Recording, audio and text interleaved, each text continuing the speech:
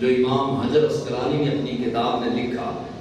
مصطفیٰ دامِ رحمت نے فرمایا کہ عبد القادر میرے قدم تیرے کندھوں پر ہیں، میرے قدم تیرے کندھوں پر ہیں، اور تیرے قدم پوری کائنات کے اولیاء پر ہوں گے۔ نعرے تکبیر، نعرے رسالت، نعرے تحقیق، نعرے حیدری، نعرے غوثیہ۔ غوث اعظم شیخ عبد القادر جیلانی کی روح پاک حاضری دے کر حضور کو کندھوں پر سوار کر کے واپس چلے گئے۔ مصطفیٰ دامِ رحمت کا جو ہے وہ سیر کا سفر شروع ہوا، سیر شروع ہوئی، اور براق کی رفتار کتنی تھی کہ جہاں تک اس کی نظر جاتی تھی پہلا قدم وہاں پہ پڑتا تھا۔ آپ کسی چٹیل میدان کے اندر جائیں، بالکل میدان ہو، کوئی بلڈنگ نہ ہو، کوئی پہاڑ نہ ہو، تو آپ کی نظر کہاں تک جائے گی؟ جہاں تک براق کی نظر جاتی اس کا پہلا قدم وہیں پہ جاتا۔ اتنی رفتار جو ہے وہ براق کی تھی۔ حضور علیہ السلام نے سفر شروع کیا، اور مصطفیٰ دامِ رحمت علیہ السلام فرماتے ہیں کہ میں براق پر تھا تو ایک درخت کی ٹہنی نے میرے امامے کا بوسہ لیا۔ جب میں پلٹ کر معراج سے واپس آیا تو دیکھا وہ ٹہنی ہل رہی تھی۔ اور پھر جو ہے وہ نبی کریم علیہ السلام مسجد اقصیٰ کی طرف روانہ ہوئے، اور اس راستے سے مسجد اقصیٰ کی طرف روانہ ہوئے کہ راستے میں جناب موسیٰ کلیم اللہ اپنی قبر اطہر میں، قبر نور میں، بعض علماء نے لکھا کہ نماز پڑھ رہے تھے، بعض علماء نے کہا کہ نماز نہیں، درود و سلام پڑھ رہے تھے، کیونکہ جس وقت حضور علیہ السلام کا سیر معراج کا سلسلہ شروع ہوا اس وقت کوئی نماز کا وقت ہی نہیں تھا، ابھی تو نماز اتری ہی نہیں تھی، ابھی تو معراج میں جانا تھا اور حضور نے نماز کو لے کر آنا تھا۔ اگر نفلی نماز پڑھ رہے تھے تو گھر مہمان آئے تو مہمان نماز نفل نہیں پڑھا کرتا، بلکہ مہمان کی مہمان نوازی کرتا ہے۔ اللہ کے حبیب علیہ السلام براق پر، اور براق کی رفتار اتنی تیز ہے کہ جہاں تک اس کی نظر جاتی ہے وہاں تک براق کا اگلا قدم جاتا ہے۔ آپ گاڑی پر یا بائک پہ ہوں 80 کی سپیڈ پر، راستے میں سگا باپ بھی کھڑا ہو تو نظر نہیں آتا، سگی ماں بھی کھڑی ہو، بہن بھائی بھی کھڑا ہو تو 80 کی سپیڈ پر جانے والے کو نظر نہیں آتا کہ میری ماں کھڑی ہے، یا باپ کھڑا ہے، یا بیٹا کھڑا ہے، یا بھائی کھڑا ہے۔ حضور علیہ السلام کی سواری کی تیزی بجلی سے بھی زیادہ ہے، لیکن مصطفیٰ دامِ رحمت نے چلتے چلتے براق پر بیٹھے بیٹھے دیکھ لیا موسیٰ علیہ السلام کی قبر کو بھی، اور قبر کے اندر موسیٰ علیہ السلام جو کھڑے ہو کر درود و سلام پڑھ رہے تھے، وہ درود و سلام کی آواز کو بھی سنا اور موسیٰ علیہ السلام کو دیکھا بھی۔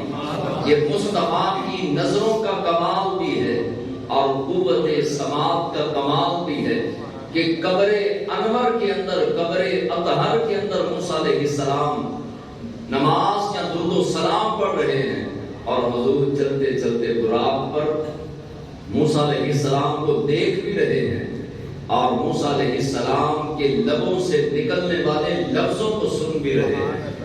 اب جیسے ہی حضور مسجد اقصیٰ پہنچے، مسجد اقصیٰ پہنچے تو جناب موسیٰ علیہ السلام آگے، حضور براق پر ہیں۔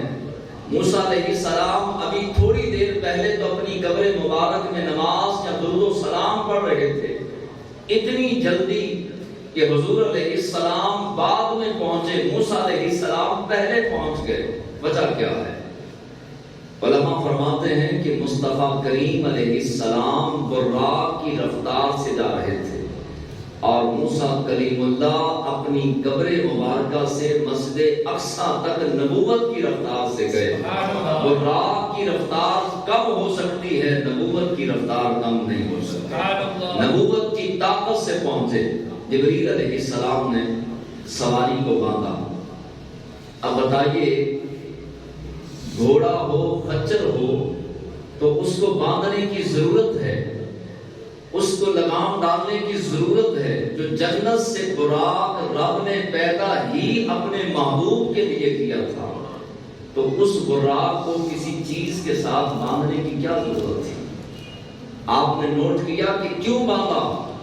علماء نے یہ نقطہ بیان کیا تاکہ پتہ چلے کہ جو لوگ یہ کہتے ہیں کہ جبریل نعوذ باللہ حضور کے استاد ہیں، تو ہمیشہ جب ہم کسی محفل میں جاتے ہیں تو آگے استقبال کے لیے ہمارا شاگرد ہو تو ہم اس کو کہتے ہیں کہ یہ گاڑی ادھر لگوا دو. یہ گاڑی خود جو ہے وہ ڈرائیو کر کے یا ہمارے ڈرائیور سے اس جگہ پہ گاڑی لگواؤ تاکہ پتہ چلے کہ یہ ہمارا شاگرد ہے، یہ خادم ہے. خالق کائنات نے جبریل سے پہلے قدم چموائے تاکہ پتہ چلے کہ شاگرد ہی استادوں کے قدم چوما کرتے ہیں. کبھی استاد شاگردوں کے قدم نہیں چومتے. پھر جو ہے وہ براق کی رسی کو قلعے کے ساتھ بدوا کر بتا دیا، ہمیشہ خدمت گزاری کے لیے شاگرد نمایاں ہوتے ہیں، استاد خدمت نہیں کیا کرتے. حضور علیہ السلام مسجد اقصیٰ میں تشریف لے کر گئے. آگے حضرت آدم سے لے کر عیسیٰ علیہ السلام تک سارے انبیاء موجود ہیں. سارے نبیوں نے کھڑے ہو کر حضور کا استقبال کیا اور اپنی اپنی زبان میں خطابات ارشاد فرمائے. کسی نے کہا یہ رسول اعظم ہیں، کسی نے کہا یہ محبوب خدا ہیں، کسی نے کہا کہ یہ باعث تخلیق کائنات ہیں، کسی نے کہا کہ نبوت ملی تو ان کا صدقہ، کسی نے کہا رسالت ملی تو ان کا صدقہ، کسی نے کہا کہ یہ منبع و مرکز ہے حسن و جمال کا، کسی نے کہا یہ بہتا ہوا دریا ہے حسن و جمال کا، کسی نے کہا کہ پوری کائنات سے جو فیضان کے چشمے پھوٹ رہے ہیں یہ چشموں کا مرکز ہے، یہ حسن کا مرکز ہے، یہ معجزات کا مرکز ہے. آدم کہنے لگے کہ اگر رب ان کو نہ بناتا تو مجھے بھی خلق نہ کرتا. حضرت ابراہیم کہنے لگے میں جد امجد ضرور ہوں مگر رب نے جو مقام ان کو دیا ہے وہ کسی نبی اور رسول کو نہیں دیا. سبحان اللہ.